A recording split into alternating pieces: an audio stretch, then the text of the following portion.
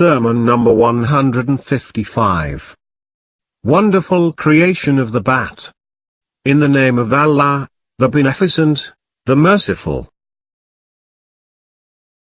Praise be to Allah, who is such that it is not possible to describe the reality of knowledge about Him, since His greatness has restrained the intellects, and therefore they cannot find the way to approach the extremity of His realm.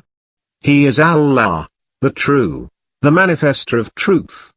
He is more true and more manifest than eyes can see. Intellects cannot comprehend Him by fixing limits for Him, since in that case to Him would be attributed shape. Imagination cannot catch Him by fixing quantities for Him, for in that case to Him would be attributed body. He created creatures without any example, and without the advice of a counsel, or the assistance of a helper. His creation was completed by His command, and bowed to His obedience. It responded to Him, and did not defy Him. It obeyed and did not resist.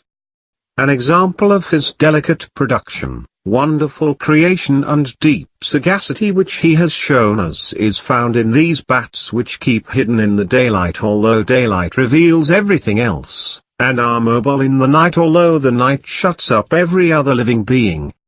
And how their eyes get dazzled and cannot make use of the light of the sun so as to be guided in their movements and so as to reach their known places through the direction provided by the sun. Allah has prevented them from moving in the brightness of the sun and confined them to their places of hiding instead of going out at the time of its shining. Consequently they keep their eyelids down in the day, and treat night as a lamp and go with its help in search of their livelihood. The darkness of night does not obstruct their sight, nor does the gloom of darkness prevent them from movement. As soon as the sun removes its veil and the light of morning appears, and the rays of its light enter upon the lizards in their holes, the bats pull down their eyelids on their eyes, and live on what they had collected in the darkness of the night. Glorified is He who has made the night as day for them to seek livelihood and made the day for rest and stay. He has given them wings of flesh with which, at the time of need, they rise upwards for flying. They look like the ends of ears without feathers or bones. Of course, you can see the veins quite distinctly. They have two wings which are neither too thin so that they get turned in flying, nor too thick so that they prove heavy.